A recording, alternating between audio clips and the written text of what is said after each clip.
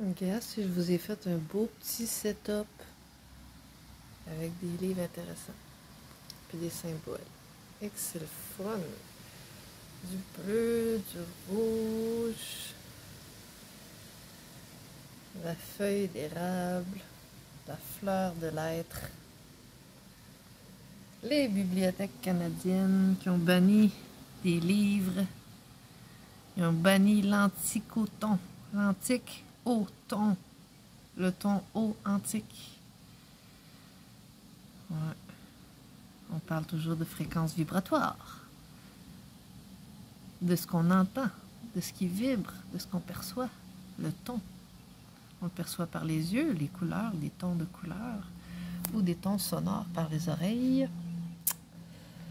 L'antique au ton a été banni par les bibliothèques canadiennes dans le temps qui était contrôlé par l'Église.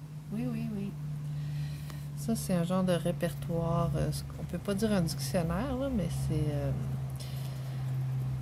c'est la langue arabe, fait que ça se lit de droite à gauche. La première lettre ici, c'est un A.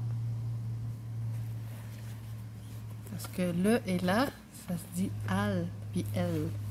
Fait que tout commence par le et là, souvent. Hein? Fait que les phrases commencent souvent par al ou bien el. A-L-E-L. La lettre qui suit, c'est un L. T'as la ligne ici qui est un A. Puis ça, c'est un L. Al. Fait que c'est ça. C'est anglais et arabe. C'est pour le fun, pour apprendre des mots. Hein? Comparer les alphabets, comparer les mots, le sens des mots. Puis on s'aperçoit qu'effectivement, tout est lié. Toutes les langues sont liées à la tour de Babel. La tour des babines. Parce qu'il y a des mots français très, très semblables à des mots arabes qui ont des sens qui se rejoignent, qui ne sont pas toujours les mêmes, mais qui se reflètent l'un l'autre et quand même. On parlait l'autre jour du mot race, une racine, la racine. Puis, c'est souvent, on va dire la race des êtres humains pour indiquer qu'ils ont une tête différente ou une tête c'est différente d'une autre catégorie d'humains, mettons, une autre sorte, une autre couleur, un autre ton, une autre fréquence de coloris. Puis race, c'est aussi le mot qui veut dire la tête, la tête en arabe. Fait que c'est drôle, hein? Racine, c'est les racines, puis à l'autre bout du corps humain, la tête, c'est la race. On voit qu'il y a toujours un lien, ne serait-ce que phonétique, entre l'histoire des mots d'une langue à l'autre. Bon, moi, ce que je voulais montrer, c'est ça ici. Mais je flashais en même temps mes livres intéressants. Là. Lui, c'est l'histoire du Canada français.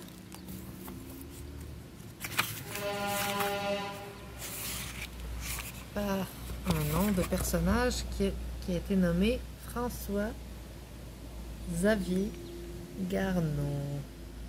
C'est bien intéressant. J'ai commencé évidemment à le regarder, à le consulter, à lire les mots en ne pouvant pas trop m'empêcher de décortiquer ça en langue des oiseaux en même temps, hein, en phonétique. Je me fais du phonétique.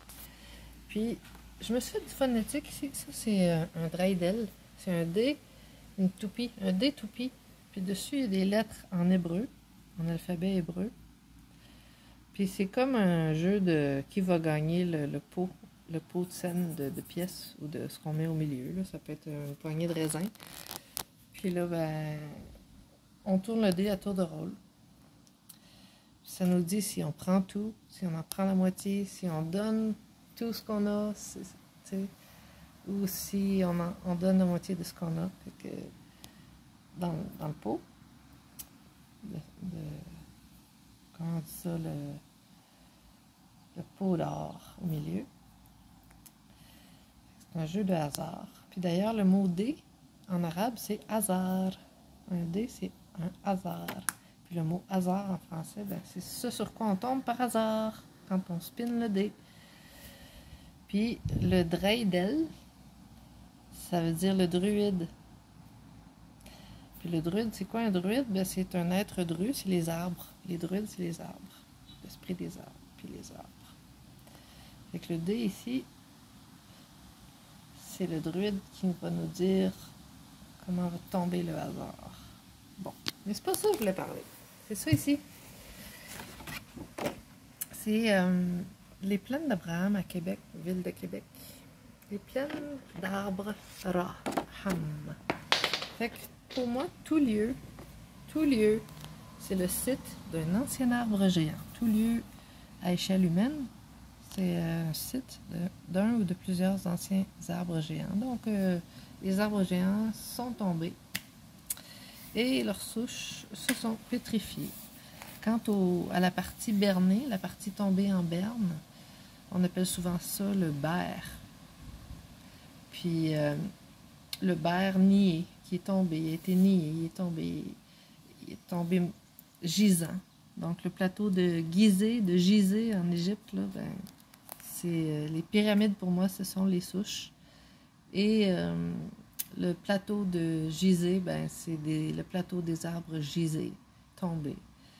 Puis ici, dans les cantons de l'Est, ben, on habite sur les bosses et dans les creux, entre les souches et les cantons. Les cantons, c'est encore une fois le berre, la partie bernée, la partie tombée en berne. Fait qu'ici, sur les plaines d'Abraham, on a un plan, puis on va regarder comment ils ont nommé les choses. Puis pour moi, ça va être l'indication de quelle partie de l'arbre géant il s'agit. Alors, j'ai le fleuve Saint-Laurent ici en bas, qui coule. Puis, on sait que le fleuve Saint-Laurent n'a pas toujours été aussi étroit. Hein. Il a déjà été... il a déjà monté. Ça faisait partie de ce qu'on appelait la mer de Champlain. Ben, je pense, en tout cas. La mer de Champlain était partout sur le Québec, pas mal. Puis, quand quelque chose s'appelle Champlain, ça nous montre où est-ce que l'eau était montée. Fait qu'ici, on a le boulevard de Champlain. Fait qu'on comprend que l'eau a monté au moins jusqu'à ce boulevard-là. C'est facile de déborder pour l'eau jusque-là. Après ça, ici, c'est un cap rocheux. OK? Ici, c'est un cap rocheux. Puis quand on arrive justement, l'ère grégaire, c'est l'ère du roc, de la roche, de l'agrégat, des agrégats. Puis des agrégats, ben ici, tu as la côte Gilmore, qui est une côte très à pic pour les voitures. Puis, il s'est écrit Georges VI. Georges 4? 5? Georges 5. Puis, Georges, ben, pour moi, ça me fait référence qu'ici, il y a du roc, il y a de la roche. Fait qu'ils l'ont nommé Georges, cet endroit-là, parce que c'est grégaire, c'est de la roche. Fait que là, on monte la côte. Là, il y a un cap de roche. Puis là, on arrive sur le mont Calme. C'est écrit mont Calme. Fait que le mont Calme, ben, il est calme. C'est un mont. Sur le dessus, il y a un anneau pour s'entraîner, pour s'amuser. Il y a un grand espace sur le mont. C'est une souche quand même vaste. Le dessus de la souche, le plateau, il est vaste. Alors, ça, il y a un anneau pour s'entraîner. Il y a le Musée national des beaux-arts du Québec qui est installé là. Le mont Calme. Alors ça, c'est le mont Calme. C'est un très grand mont. Puis, on va aller voir où est-ce que le reste de l'arbre est tombé. Hein. Il est tombé par où? Bon. Alors ici, on a la Grande Allée. Ici, on a Wolf. C'était peut-être un moulin avant, je sais pas. Wolf. Puis, ici, on a Briand. Ici, on a Galipo. Grande Halle Hippo. Puis ici, on a de Bernières. Alors, cette rue-là qui est à l'horizontale comme ça ici, c'est de Bernières. Alors, moi, je cherchais, il était où le tronc de l'arbre. Ici, on a le mont Calme. Alors, pour moi, c'est la souche. Une partie de souche. Puis, pour moi, ici, de Bernières, ben, c'est peut-être la partie bernée, tombée en berne. Donc, le tronc. Puis, c'est sûr que c'est difficile à dire après quand l'eau est montée puis qu'elle a tout ramené de l'agrégat, puis du gravat, puis de la terre partout. Parce qu'on sait qu'il y a eu le mud flood, hein, il y a eu une inondation. Il y a eu une époque où est-ce qu'il y a eu de la glace, puis après l'eau partout. Après, ici, on a Georges 5 encore. Alors, Georges 5, là, ça veut dire que tout ça, c'est un cap rocheux, finalement. Tout le tour, il y a de la roche. Il y a du roc. Ben, c'est une grande souche, une grande partie d'arbre, ça aussi. C'est la partie pétrifiée, en tout cas, de ce qui était biologique auparavant. Donc, c'est maintenant devenu pierre, de la pierre pétrifiée, de l'agrégat, grégaire. Puis ici, tu as le cap au diamant. Ben ça, c'est un autre beau point haut. C'est un cap. Donc, une autre souche, probablement, ou une partie de racine très élevée. Tu sais, des fois, un arbre, c'est... Si on regarde les cimes des arbres, là, ça peut être surprenant comment que... il y a des racines à même l'arbre là, qui sont très élevées, très grosses, qui donnent lieu à la cime, la souche, tu sais. Bref, cap au diamant, ben moi, je me souviens d'être allée là, puis d'avoir regardé vers l'eau. Puis l'eau scintille comme des diamants. Fait que moi, je pense que c'est du langage des oiseaux. C'est le cap O-E-A-U, diamant. Parce que c'est l'eau qui a l'air de des diamants, qui scintille à partir de ce point de vue précis-là. Puis juste à côté, ben, on a la citadelle. Le site A d'elle. L, c'est l'eau. Puis le site A, c'est le site ouvert. En haut de l'eau. Il donne sur l'eau. Toutes les citadelles, c'est des star forts, c'est des forteresses en étoiles. Il y en a partout dans le monde. Ils sont toujours très anciennes, positionnées à même l'eau. Ils sont toujours des... Ça donne toujours sur l'eau. Fait qu'on les appelle des sites à d'elle ou des châteaux. Tu sais. Mais c'est toujours, ça donne sur l'eau, sur un cours d'eau. Puis, c'est toujours un lien entre l'eau et le territoire. Donc, voilà. C'est plus pour contrôler l'eau que contrôler les ennemis. Mais tu sais, ils nous font des histoires de bataille. Puis tu sais, les plaines d'Abraham, c'est des plaines d'arbres. Puis après le Champlain de boue puis d'eau, après les inondations, quand tout ça a redescendu puis a séché, puis qu'on a recommencé, il y a eu une réinitialisation, là. Ben, on a replanté des arbres. Les arbres ont recommencé à pousser.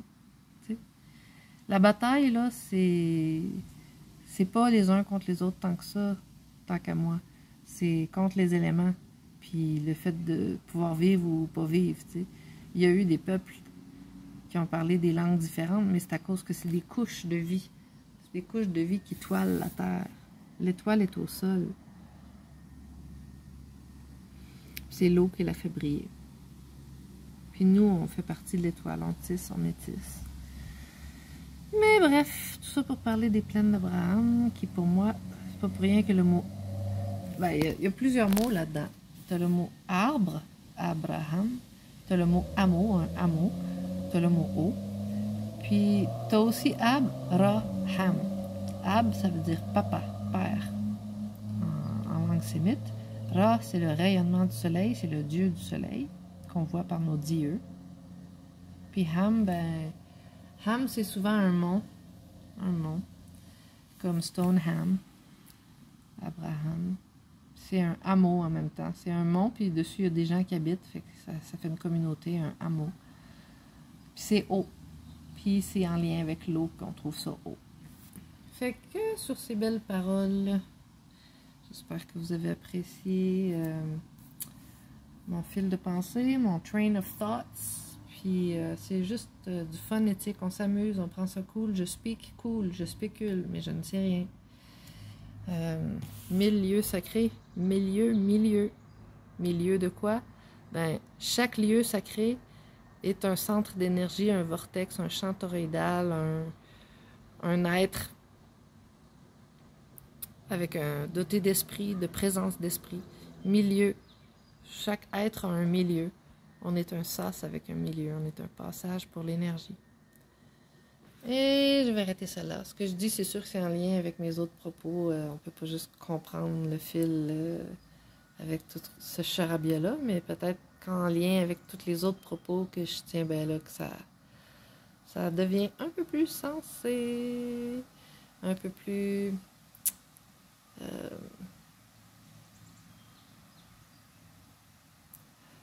Parce que, tu sais, moi, je peins une image avec tout ça. C'est pas quelque chose qui se comprend en une vidéo. C'est quelque chose qui se comprend à force d'en entendre parler, à force d'entendre le son des syllabes, puis de jongler avec, puis de remonter le fil de l'histoire, puis les couches de vérité. Fait que bonne fin de journée. Salut!